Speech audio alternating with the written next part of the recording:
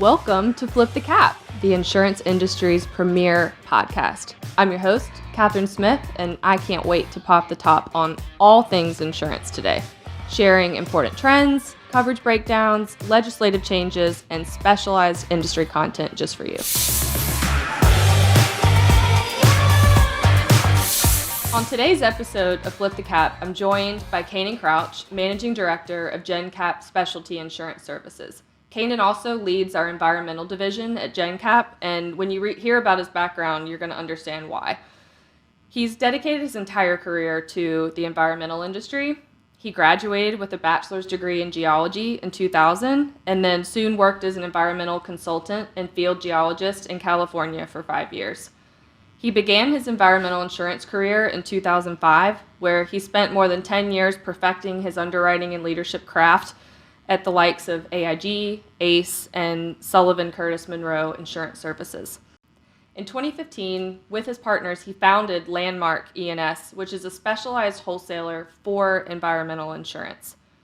Landmark E&S sold to Jencap in 2020, and that brings us up to current times, where now Canaan is the managing director at Jencap. So that brings you into the fold here.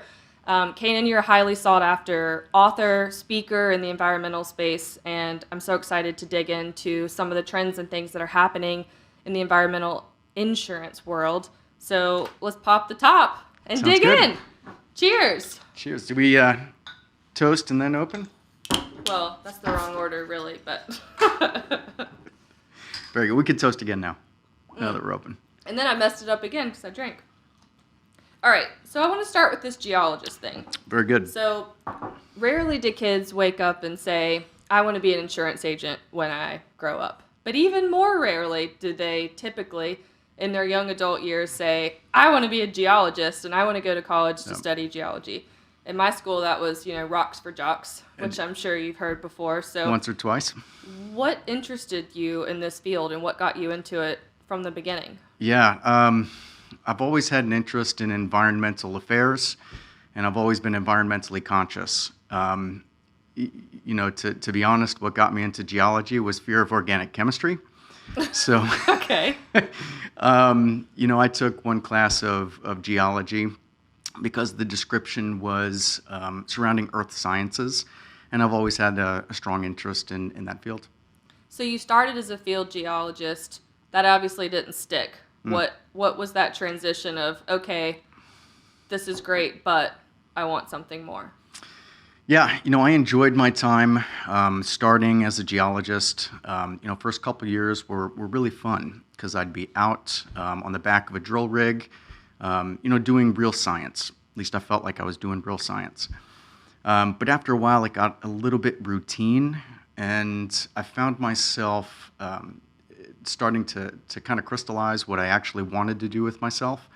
And I wanted to move more into something that was more forward-facing and working with a profit center versus working for a cost center. It's a very, very different paradigm when your value is tied to how little you cost versus how much you earn. And, that's what drove that decision. Yeah, well, it makes sense that you landed in the insurance industry for that model. What's one thing that people would be surprised to know about you? I was a child actor, and I actually have an IMDb You were? page. Yep, I was a child actor. So If I had my phone, I'd be Googling you right now. I am not can't wait lying. to do this. It's there. You can check me out. But 1980 to 81, I was very active. I was in a soap opera, 3 commercials, and a made-for-TV movie. And there were, it was fun. There were 2 other relatively well-known actors, and all 3 of us were competing for the same parts. So it was Danny Pintaro, who ended up playing the little blonde boy on Who's the Boss. Okay. There's Jonathan Brandis, and he's been in a number of movies and TV shows, and Canaan Crouch. Luckily for me, unluckily, my parents sat me down at the age of 5, so I'd already been doing this for a couple of years, and they asked me if I enjoyed it. And I said no. I'd rather go and, play in the merry-go-round in Central Park. I was 5. And they were good stage parents, and they actually pulled me out of acting, and that was it. Didn't do anything ever since. I'm so ready to get my phone and Google. That is a very good what did you know? But there's another thing that I hear about you. I hear about your jujitsu skills, and I've been told not to mess with you. So say that 3 times fast. I can't. Yeah. Jujitsu, no, can't. Yeah. So I was a wrestler, and I wrestled junior high through college. And after college, there's really nothing else you could do. At that time, there was no other way to kind of monetize it.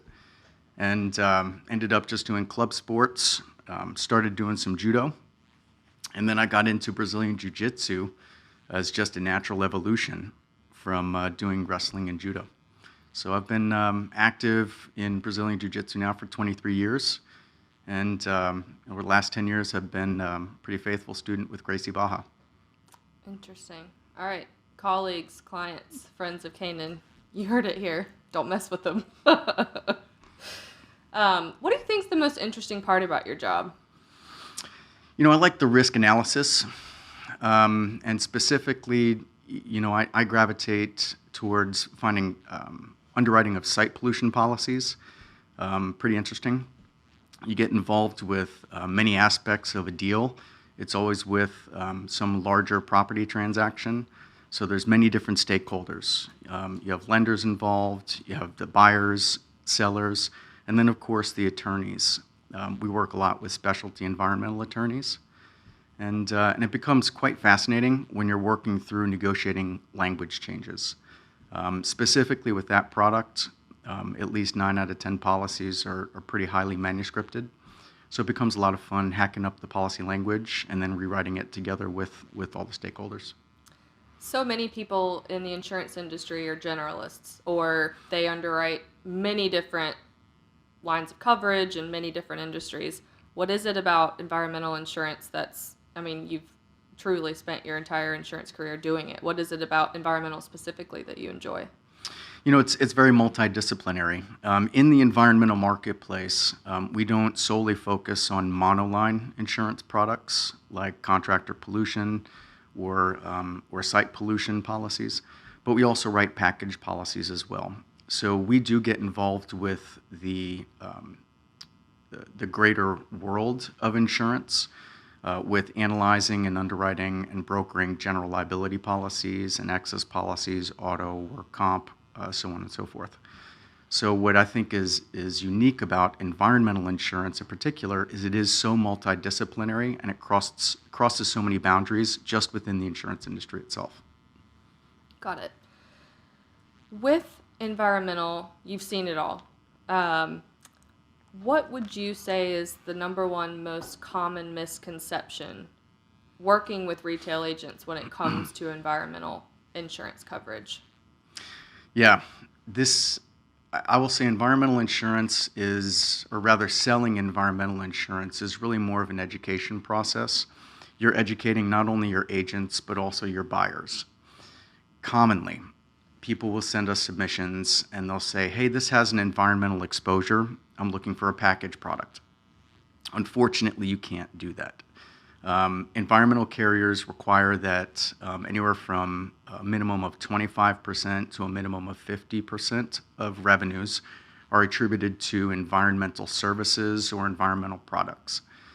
And, commonly we get things like a pesticide applicator, and they'll say they want a package. And within the environmental industry, you can't do that. Yes, they have an environmental exposure, but pesticide application is not environmental. And to say otherwise, it's not perceived as an environmental operation. Therefore, carriers aren't willing to extend coverage on those types of risks. Okay. What about a particular line of business? What would you say is most commonly misunderstood as it relates to a particular line of business? Yeah, it's probably site pollution. Out of all the products that we get involved with, site pollution is one of the more technical products. Again, like we spoke about before, it's quite multidisciplinary. It brings in many different stakeholders. And trying to get some of the key concepts across to your agent and your buyer becomes a little bit challenging sometimes.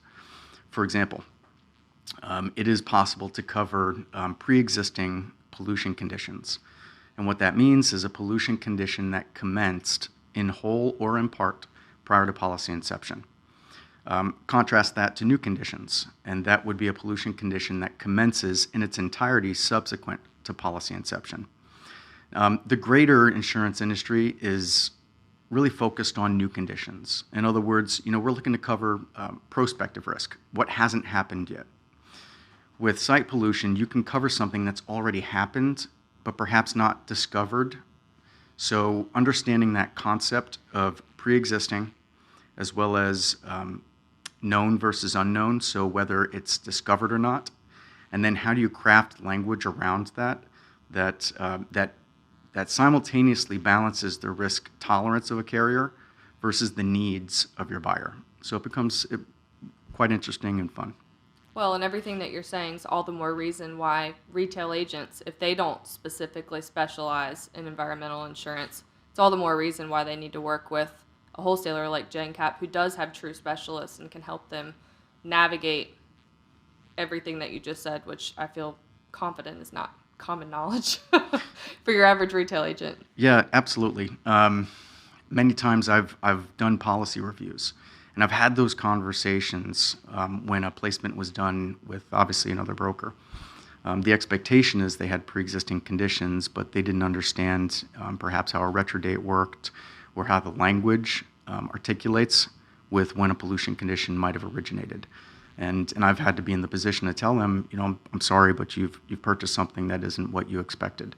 So it is important to make sure that you're working with somebody that does fully understand how the product functions and can structure it correctly. All right, we're going to take a quick break, but when we come back, we're going to put Canaan in the hot seat, and you are going to flip the cap, which he has no preparation for. I didn't tell him he was going to have to do this. It's just a simple bottle cap toss. I'm sure you've played numerous times. Being our first guest, you will be the highest. You'll be the winner. I'll be the champ until someone else comes and they may or may not beat your score. Flip the Cap is brought to you by Jencap. Jencap is one of the largest wholesale intermediaries in the United States, with expertise in wholesale brokerage, binding authority, and program management. Jencap has specialized divisions and affiliate companies that provide niche expertise, unparalleled market access, and nationwide influence. Encompassing expertise from every corner of the industry, Jencap is the ultimate award-winning insurance family. Put Jencap to work for you. We're back. You're listening to Flip the Cap. Today, my guest, Canaan Crouch, and I are talking all things environmental insurance.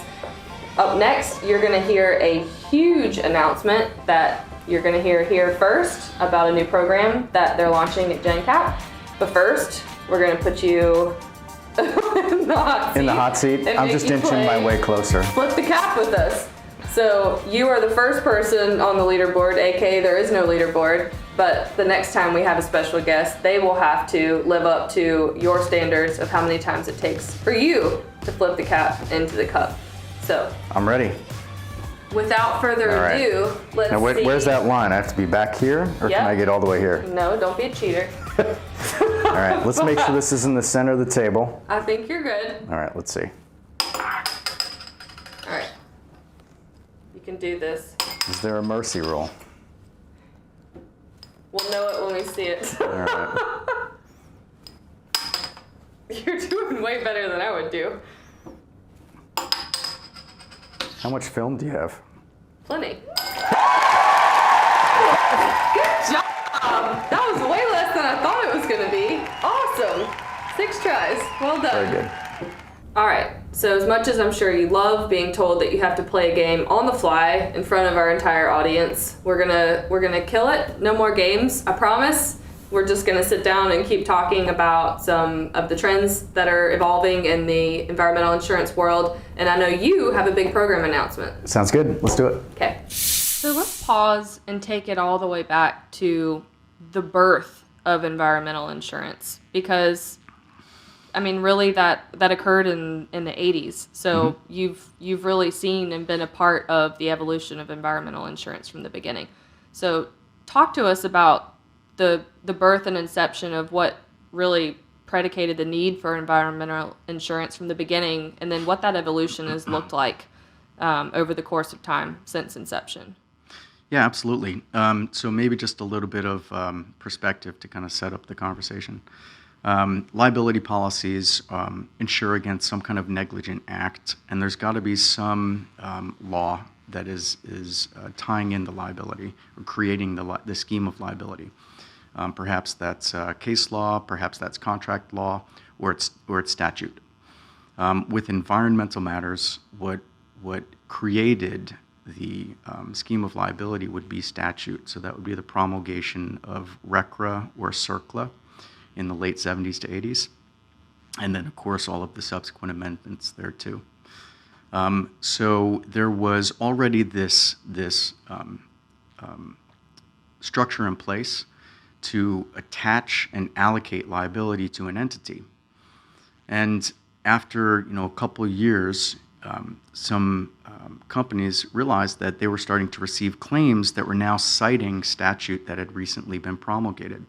And the insurance industry noticed a need and then set out to create a product that would fit that demand.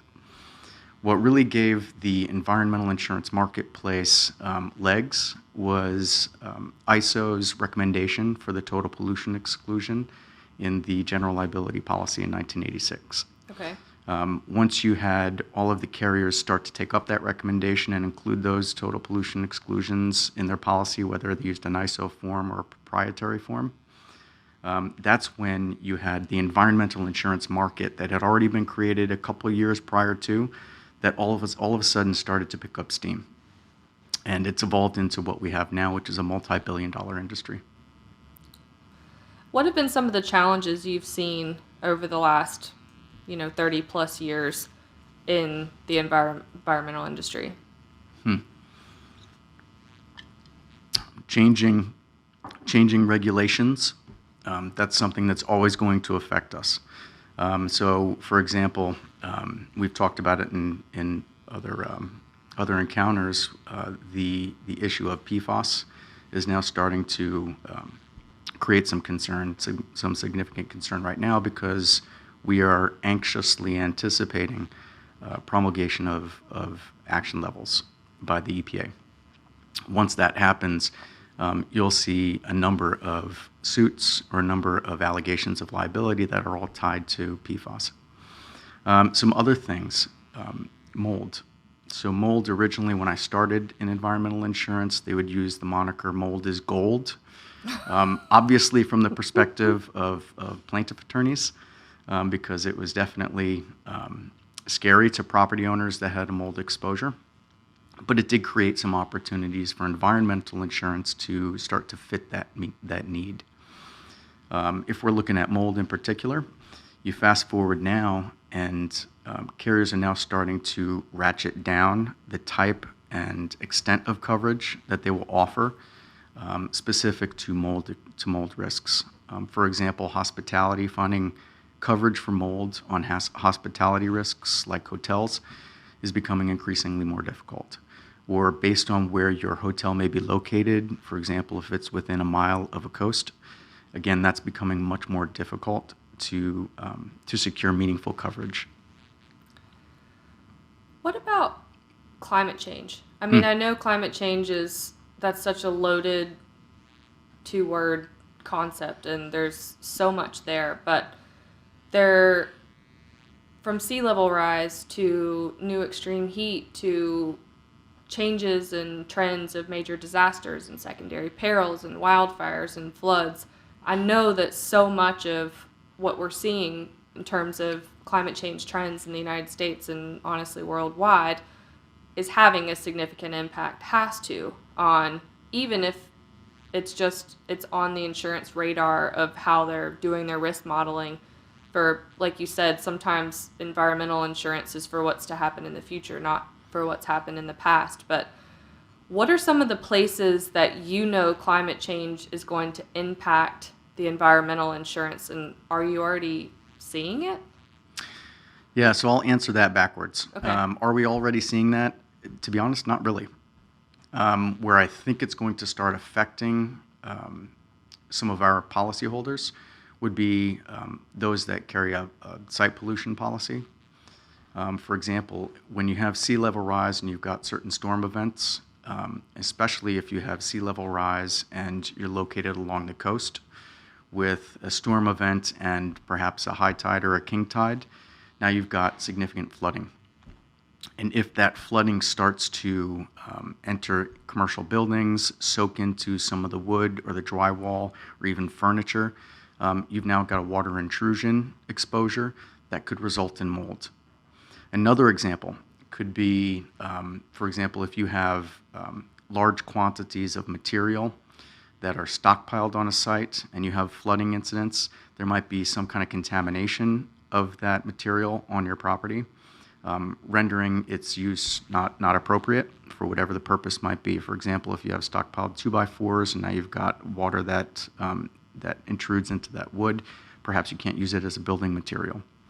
Or there's some other residual contaminant in that flood water that now makes that building material unusable. Or you could have an underground storage tank, and now you've got perhaps some water intrusion that comes in through the top, or you've got some other mechanism that causes a release from a tank or other chemical storage area. All of those situations could start creating pollution conditions. As of now, there are no restrictions or exclusions that are endemic within the standard policy forms, the standard site pollution forms. But I can see that being integrated into underwriter guidelines in the future, especially if you're in certain high-risk areas that might receive some kind of excess flood risk, or along the coasts, perhaps along the Gulf, or the lowlands of the southeastern United States. I would venture to say that the environmental sector is probably the most in tune with climate change in general in terms of the trends and keeping pace with them. Do you think the insurance industry as a whole, and this is just your personal perspective, do you think the insurance industry as a whole is involved in enough conversations as it relates to climate change and the impact that it's going to have on the industry? Probably not. I think in general, it's been said that the insurance industry is typically a lagging indicator of what's going on in the economy or in the market or just in society overall. But what's interesting is the insurance industry has so much data, and there's so much value in that data, that it would absolutely make sense to integrate the insurance industry into those conversations. Now, perhaps that's happening at some levels that I'm not involved in, but I can tell you on the front lines of brokering and underwriting environmental insurance policies, I don't see enough of insurance involvement in those conversations. Which is ironic, considering at our core, our job is to mitigate risk. Right. And there's obviously a lot of risk involved in what we're seeing happening with climate change. But we'll keep that conversation to be continued. Let's talk about Jencap and your team a little bit. Talk to me about specifically the value that your team brings, your environmental capabilities, whether it's specific coverages, unique programs. Tell me about Jencap's environmental division. Yeah, so what I like to say about our group is we are the environmental professionals that happen to sell insurance versus the other way around. Some of us came out of the environmental consulting industry just like I did and got into insurance as a second career. Many of us came from underwriting as well. So what's nice is we bring a perspective of both industry as well as understanding where the carriers are coming from. And it allows us to position a risk when we go out to market to achieve a little bit better result than others that may not have a specialty in our niche focus. We are broken out with two different verticals. We do have E&S brokerage. We've got a team of brokers that go out to market in the environmental arena every day. And then we also have a pen facility with the carrier to underwrite environmental package policies for environmental contractors, alternative energy consultants, and solar installation contractors. So it's a pretty multifaceted group. So we weren't planning to do this, but I'm going to put you on the spot, and we're going to go ahead and jump forward and announce some breaking news, team, that your division, Jencap's environmental division, has just launched a specialty program for site pollution liability, specifically for cannabis risks. You've talked a lot about site pollution liability and how it's so commonly misunderstood, how it's so important for a myriad of different industries. Obviously, the program's specifically designed for the cannabis industry, but tell us about this new program and what it will be able to satisfy from a coverage perspective for these cannabis risks. Yeah, I appreciate you bringing that up. So it is really exciting. We have partnered with RLI to offer site pollution coverage for cannabis companies, and it's everyone throughout the value chain. So it's everything from a growing operation all the way through the midstream, which would be warehousing, distribution, to retail sales of cannabis. We are looking to write site pollution coverage. It's a standard site pollution form. We're looking at new conditions coverage. We will honor pre-existing retros if they have them, or we can offer just retro inception. It's a broad form, and we're really excited about it. I will say that me and my team, we had done a canvas of the pollution marketplace to assess the supply of product available. And out of the 26 carriers that we approached, we had 20 hell no's. we had 5, yeah, sure, we'll consider it, and we had 1 hell yes. And that was RLI. Hell yes to the hell yes. That's it. So this is a new program. We are excited about it, and we are taking submissions. Well, what we'll do at the end of the podcast is we'll link the landing page specifically for the program so our retail agents can learn more about exactly what the program can accommodate, some of the key features, and they can download the application and start submitting business into you guys. Unfortunately, our time is up. Thank you, Canaan, so much for joining us on Flip the Cap today. I'm your host, Kathryn Smith. Flip the Cap is the podcast where insurance insights are always flowing and trending topics are always on tap. So until next time, if you have any questions about anything we discussed today or what Jencap can do to help you, then visit our social media platforms and we'll have everything linked at the end of the podcast. But until then, cheers! Thank you, Cheers. Canaan.